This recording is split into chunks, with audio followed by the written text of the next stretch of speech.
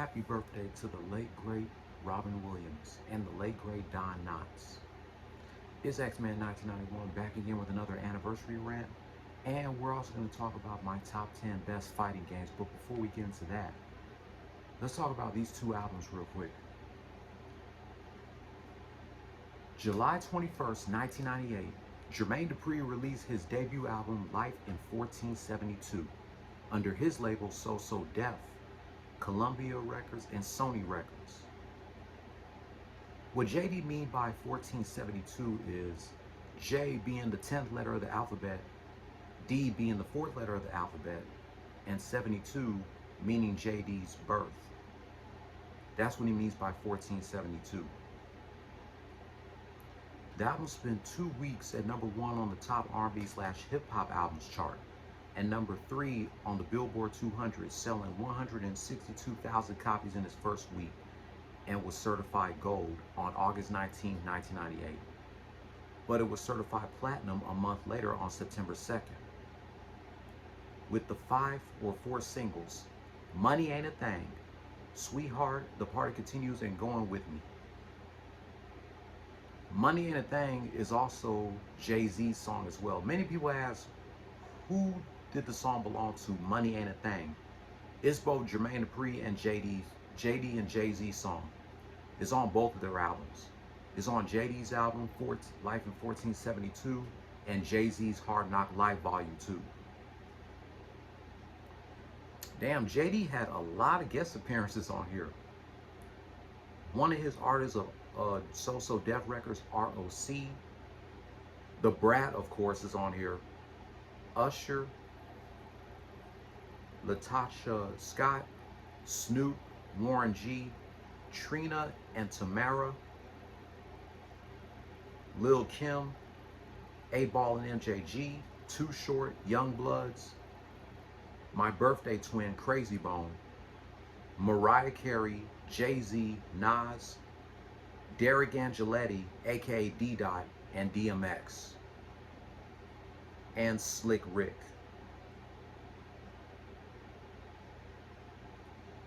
Man, 25 years since JD released this album. I believe JD was 25 when he released this album. Yeah, 25. And now he's 50 going on 51. He was 25 going on 26 when he released this album. Now he's 50 going on 51. This is definitely one of the best albums to come out in the year 1998. That's another album I forgot to mention in my top 10 best years of hip hop video, that JD released his debut album Life in 1472 in 1998. 1998 was still at in hip hop. 1998 was when hip hop was still at its peak, as well as cartoons and wrestling. Now, in this generation, everything sucks. So I want to congratulate JD on 25 years of this classic album. Now let's talk about this album that also came out the same day.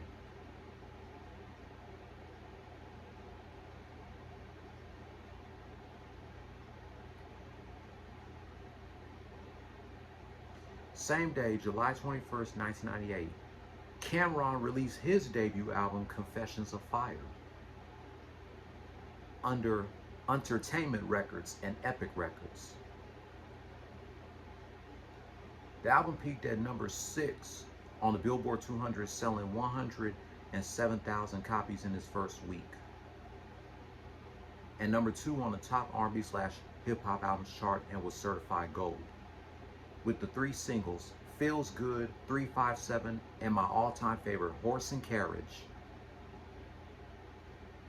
With guest appearances from Jermaine Dupri, Charlie Baltimore, Usher, of course Mace, Jim Jones, Kenny Green, Tashina Arnold, aka Pam from Martin.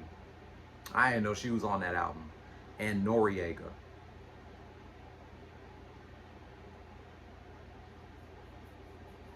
This is a classic album. This is another classic album that came out in 1998.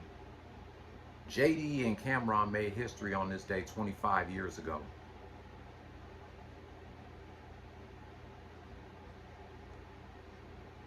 The song Pull It featuring DMX was going to be on this album, but it was a leftover track. I want to congratulate Cam'Ron on 25 years of this classic album.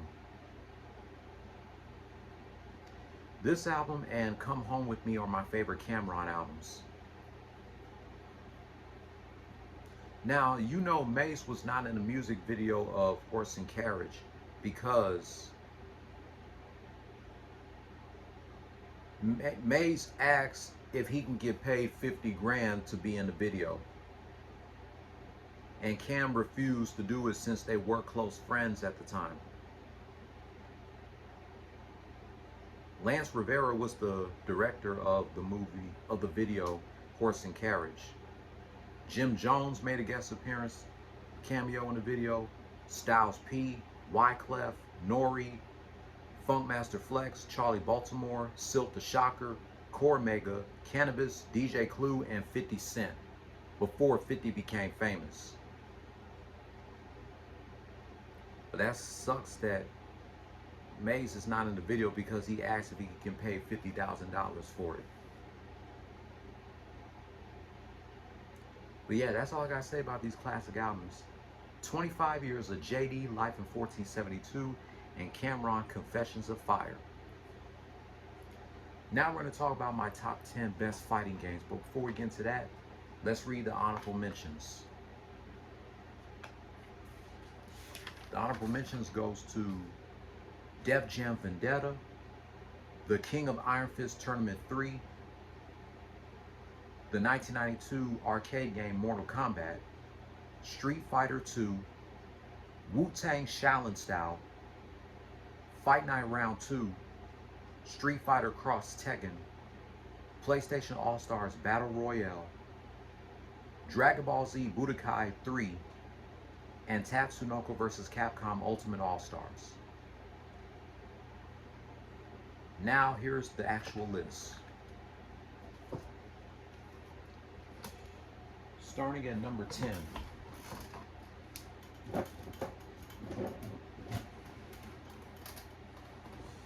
Naruto Clash of Ninja 2. This was the sequel to the first Naruto Clash of Ninja game that came out months after the first game. Unlike the first game, Naruto Clash Ninja 2 plays up to 4 players.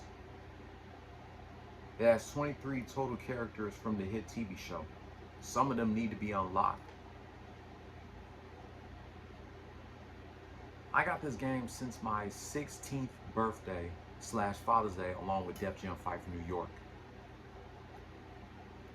And Naruto Clash Ninja 2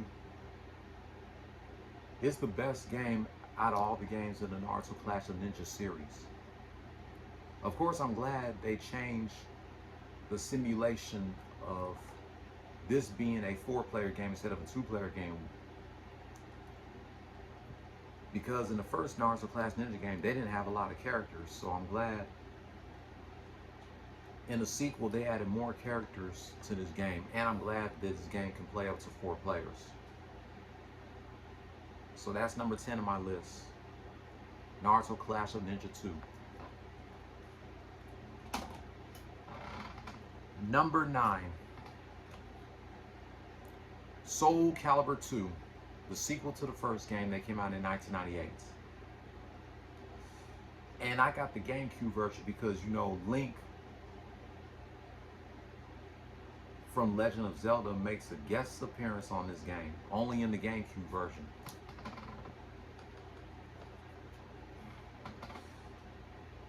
I have to admit, Soul Calibur 2 is obviously the best in the Soul Calibur series. I have all the Soul Calibur games except for numbers 1 and 6. But this right here is the best out of all 6 Soul Calibur games. My favorite characters to play on this is Link, Cassandra, and Sophia. They're my 3 favorite characters to play in this game. And next month is the 20th anniversary of Soul Calibur 3. Damn, 20 years since this game came out. Unbelievable. So that's number 9 in my list. Number 8 is Teenage Mutant Ninja Turtles Tournament Fighters for the Super Nintendo. Yeah, I had to put that on my list because after I did a review on Teenage Mutant Ninja Turtles Tournament Fighters 5 years ago, I had to put it in my list because it's the best Teenage Mutant Ninja Turtles game, let alone the best Teenage Mutant Ninja Turtles fighting game for the Super Nintendo. It lets you play as other characters besides the 4 turtles, Leo, Don, Raph, and Mikey.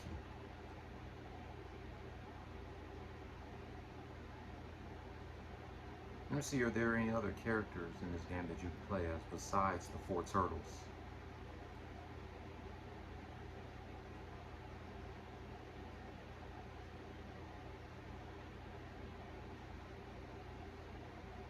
We have other characters like War, Asuka, Wingnut, Chrome Dome, and Armagon. Karai and Rat King are the bosses.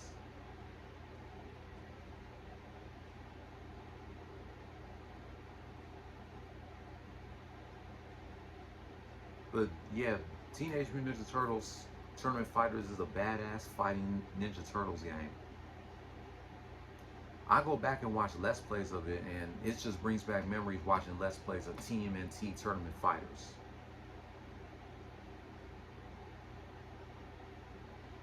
And the game will be 25 or 30 years old next month, in 2 months, on September the 4th, Labor Day. That's also the same day Jason David Frank's new movie will come out. His last movie, and it also would have been his 50th birthday. But that's number 8, TMNT Tournament Fighters.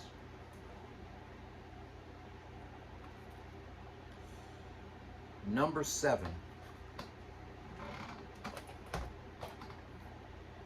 WWE SmackDown Here Comes the Pain. Why I put this on my list is because it's the best game in the SmackDown series. This is the only game in the SmackDown series that I have left to review, because I review all the other 4 SmackDown games. Unlike the other SmackDown games, this one right here has a First Blood match, Elimination Chamber match, a Bra and Panties match, and it has legends such as the Old School Undertaker, Sergeant Slaughter, the $1 Million Man, Jimmy Superfly Snuka, and many more legends. Yeah, but this is the best one out of all the SmackDown games in the SmackDown series. This was also the last SmackDown game to feature The Rock and Stone Cold Steve Austin as non-legends. But this right here is the best. This is also John Cena's debut in the WWE video game. This was also the only WWE game to feature Ultimo Dragon. And this was the last game to feature Rikishi and Val Venus. I think in one of the WWE 2K games, you can download them as playable characters. And this was also the last WWE game to feature Test before he passed away in 2009. You gotta play this game. SmackDown Here Comes the Pain is the best out of all the games in the SmackDown series. And I have all 5 of them. The first 2 for the PlayStation and the last 3 for the PS2. But this one is my favorite. SmackDown Here Comes the Pain.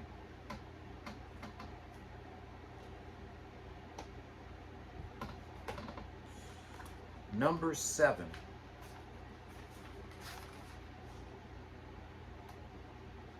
Oh, that was number 7.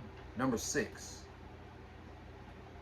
Marvel vs. Capcom 2, New Age of Heroes. Yeah, I have to put one of the Marvel vs. Capcom games on here, and to me, Marvel vs. Capcom 2 is the best one, and I'm gonna show you why.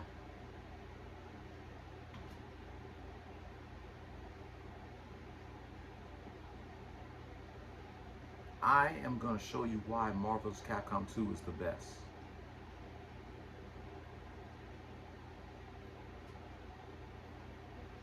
Just give me a moment here.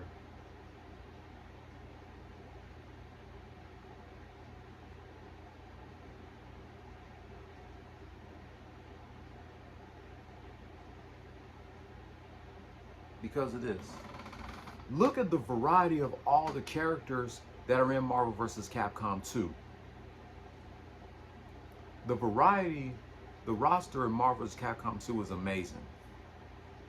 And unlike the first game, you can play up to 3 characters instead of 2. The 3 characters that I play as are, of course, my all-time favorites: Spider-Man, Wolverine, and Captain America. We have other characters like Ryu, Iron Man, Incredible Hulk, Cyclops, Juggernaut, Venom, Ken. It's just amazing. Marvel vs. Capcom 2 is much better than that shitty ass Marvel vs. Capcom game they came out with recently, Marvel vs. Capcom Infinite. I'd rather play Marvel vs. Capcom 2 than Marvel vs. Capcom Infinite. I believe the game has, what, 56 playable characters? Yep, 56. I was right.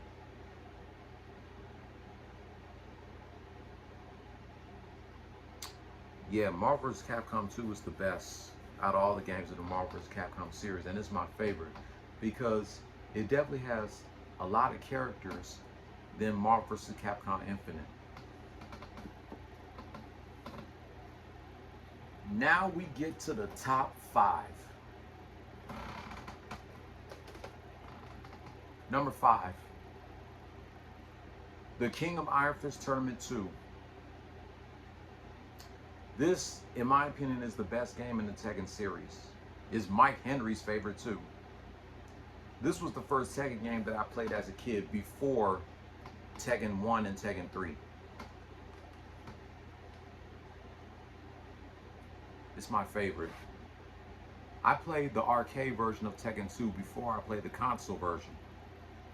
This was back when people used to go to people's houses to play games. That's all we would play is Tekken. Nowadays, people play games online, and I am not a fan of playing games online. I liked it better when we used to go to each other's houses and play video games like this. Of course, this was the sequel to the first game. 23 new stages, 23 of the greatest fighters from the first 23 playable characters, included new characters, new bosses, each with new ways to inflict multiple 10-hit combos. I mean, I like Tekken 3, but Tekken 2 puts the ice on the cake. It's my favorite. Of course, you got King doing that giant swing. That's where Cesaro got that from, that giant swing from King in Tekken 2. I'm like, Cesaro, you ain't no damn King. This is not Tekken 2. And yes, it's more than a sequel. It's the undisputed #1 fighting game on the planet. One of the best fighting games of 1996.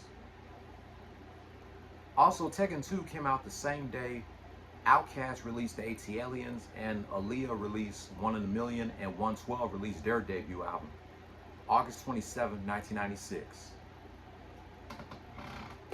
That's amazing.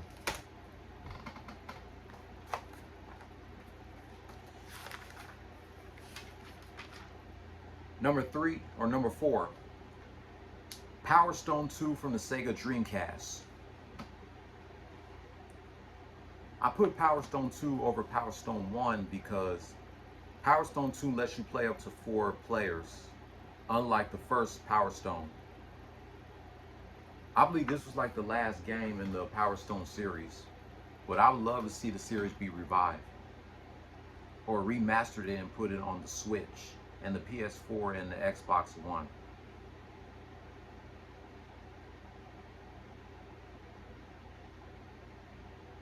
I have not played Power Stone 2 in a long time.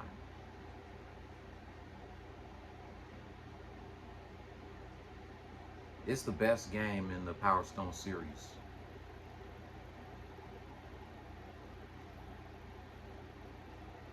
But yeah, I would love to see the Power Stone series be revived and remaster both Power Stone 1 and Power Stone 2.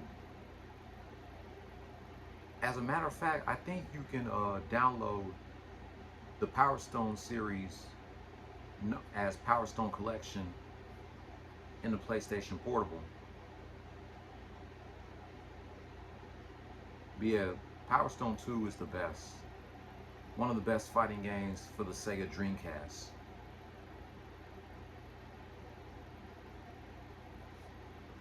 Number 3, Killer Instinct for the Super Nintendo. This was the first fighting game that I played back when I first had the Super Nintendo. I barely know any of the combos, and I do go back and watch Let's Plays of Killer Instinct. Definitely one of the best fighting games of the 1990s. The remake for the Xbox One, it was a pretty good game. But nothing beats the Super Nintendo version of Killer Instinct.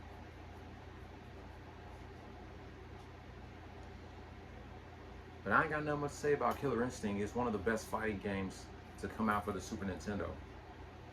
One of the best fighting games of the 1990s. Number 2, the Super Smash Bros. Series. Not just the Nintendo 64 game, not Melee, not just Brawl or Ultimate or the 3DS/Wii U version. The entire Super Smash Bros. Series.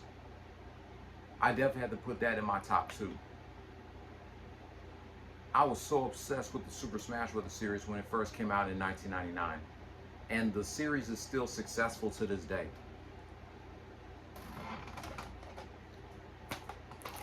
I have Melee and I have Brawl, and I have the first Super Smash Bros. Game for the Super Nintendo. I downloaded it from the Wii Shop channel before the Wii Shop channel got shut down. Of course, you all know Super Smash Bros. Is a fighting game where you knock your characters off the stage. The first Super Smash Bros. Game had 8 playable characters and 4 need to be unlocked. These were the first 12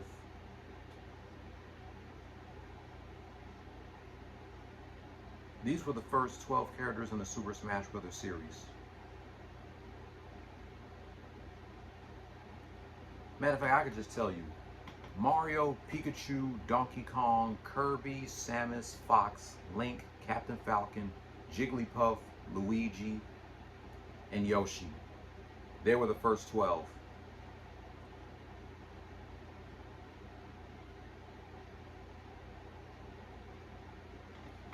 Yep, these were the first 12 characters in the Super Smash Bros. Series.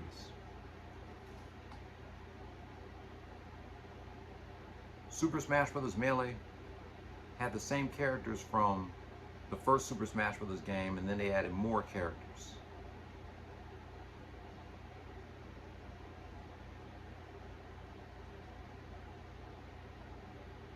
The character roster were Mario, Pikachu, Donkey Kong, Luigi, Jigglypuff, Mewtwo, Mr. Game & Watch, Marth, Roy, Pichu, Falco, Fox, Ness, Ice Climbers, Samus, Kirby, Zelda, Link, Young Link, Ganondorf, Captain Falcon, Yoshi, Peach, Bowser, and Dr. Mario.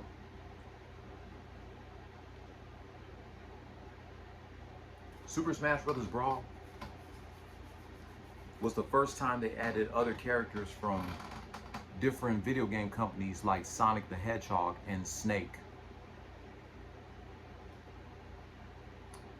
I never played Super Smash Bros. Ultimate. I have played the Wii U and the Nintendo 3DS version. The Nintendo 3DS/Wii U version is the only Super Smash Bros. Game I need to review. I've reviewed all the other Super Smash Bros. Games, but the only one I need to review that I'm going to review this year is the one from the 3DS and the Wii U. Super Smash Bros. Still holds up to this day. Now my number one best fighting game, and you all should have seen this coming. I think you all know which fighting game is my number one.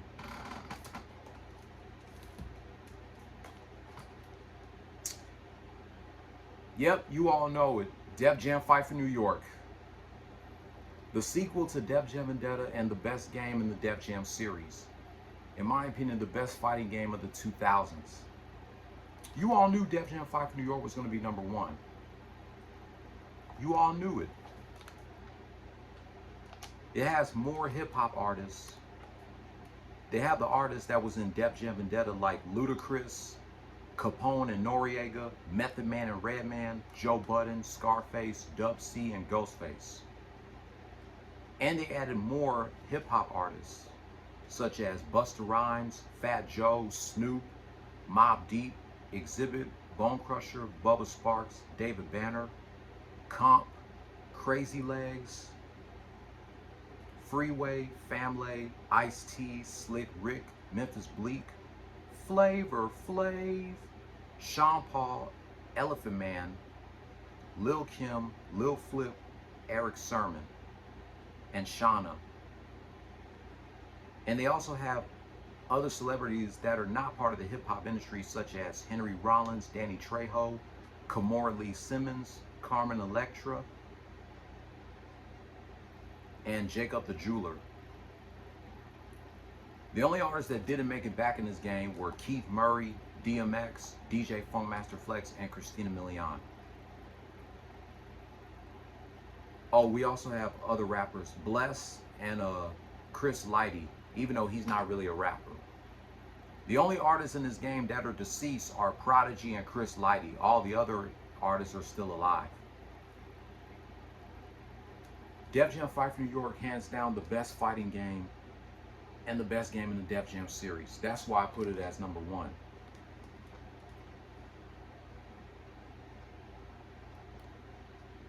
And it's sad to find the cheapest price of Def Jam Fight for New York on eBay because the prices are so damn expensive. Only thing I can tell you is that you can go to Gamefly.com and sign up to be a member, and you can rent Def Jam Fight for New York. There are no late fees, no due dates, and shipping is always free. And if you like the game so much, Gamefly will even mail you the case and the manual. That's all I can tell you. Just go to Gamefly.com and rent Def Jam Fight for New York. You can keep it as long as you want, and if you like it so much, they might mail you the case and the manual of Def Jam Fight for New York. So that's going to wrap up my rant celebrating 25 years of Jermaine Dupri's debut album Life in 1472 and Cam'ron's debut album Confessions of Fire, and my top 10 best fighting games. If you're new here, hit subscribe and hit that notification bell for my next rant, my next anniversary rant, and my next top 10, top 15, top 20, top 25 lists. My top 10 worst fighting games is coming soon.